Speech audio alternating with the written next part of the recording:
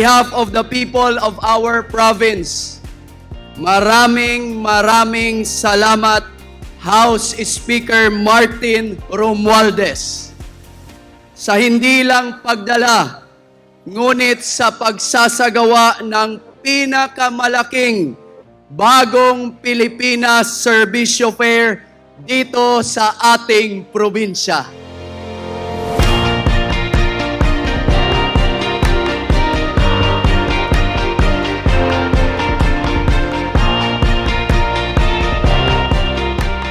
Ngayon lang ito nangyari na 167 na kongresista ay nandito. Sobrang talagang masaya ako. At ito po talaga ang pinag-uusapan noon pa. Parang kahapon lang ang kampanya ni President Ferdinand R. Marcos Jr. dito sa Tagum, sa Davao del Norte. Dito sa Tagum City, buong 19th Congress, pinapakita ang pagmamahal ng lahat ng mga kongresista ng 19th Congress dito sa inyo lahat, sa mga tiga Davao.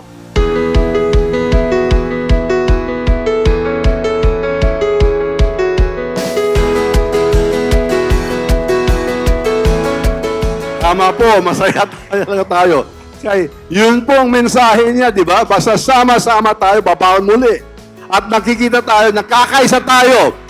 Hindi ba mas maganda pag nagkakaisa tayo, hindi tayo nag-aaway? Basta lahat ng problema, basta sama-sama tayo, masusolbahan natin lahat.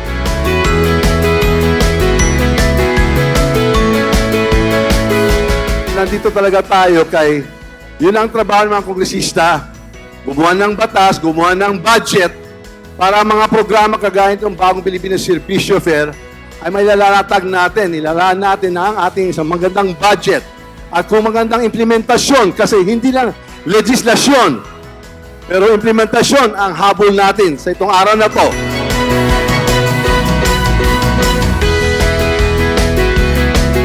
Tabi po dito sa entablado ay nakikita talaga natin na masaya po kayo. Basta masaya kayo, miski pagod yung mga nag-organize nito, kayo po naging inspirasyon kung bakit nagtatrabaho tayo at magtatrabaho pa tayo, talagang papagandaan natin ang buhay ninyo lahat.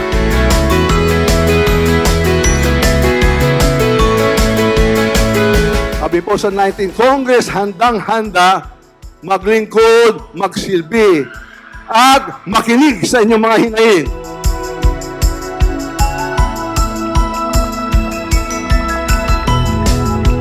Sa totoo lang po, nagagalak po kami at siyempre, malaking karangalan na naimbita tayo dito para ilatag natin itong napakagandang programa, yung ISIP, yung Integrated Scholarship Incentives Programa.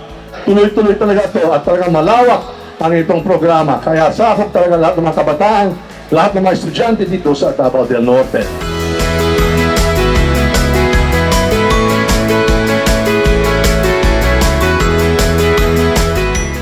Ang edukasyon ng kabataan ay #1 priority sa bansa. Kaya kayo po ang #1 priority dito sa ISIP program.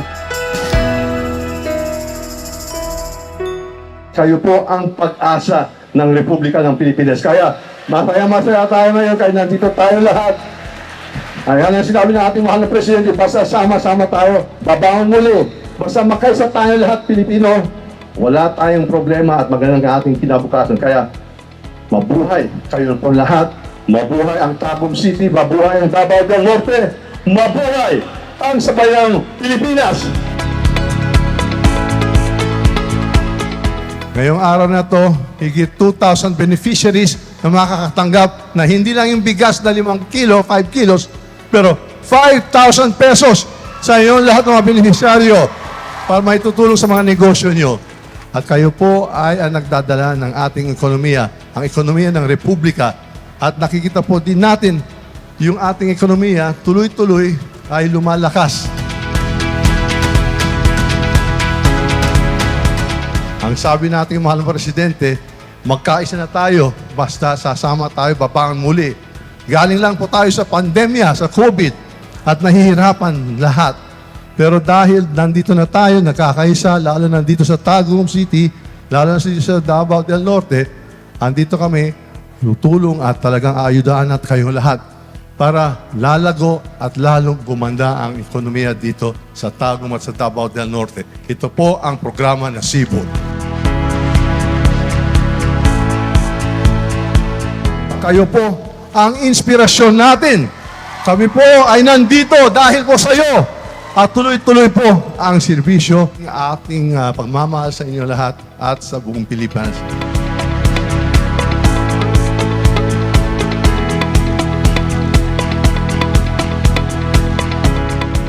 Itong 19th Congress, maraming talagang historic na mga first na nangyayari.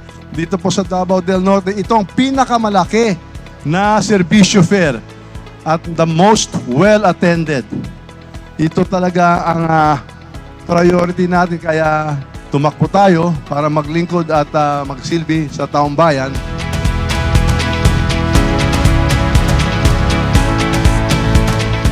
Lahat ng sanga, lahat ng branches of government po ay nandito ngayon sa Davao del Norte. Higit 66 na departamento, ahensya ay nandito. At ito pong card program ay isa sa pinaka-popular na nakikita natin. Yan talaga ang nakakagustuhan ninyo lahat. Kaya ngayong araw dito sa Tagum City, magdidistribute tayo sa higit 3,000 beneficiaryo.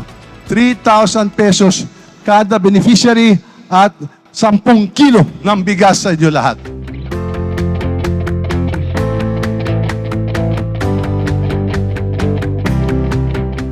Nakikita natin na masaya po kayo, inspired din tayo na itutuloy natin itong magandang programa. Implementasyon ang ginagawa natin para abot-abot talaga itong mga programa sa inyo lahat. Muli, maraming salamat House Speaker Martin Romualdez. Dahil batid namin dito sa Davao del Norte ang bagong Pilipinas.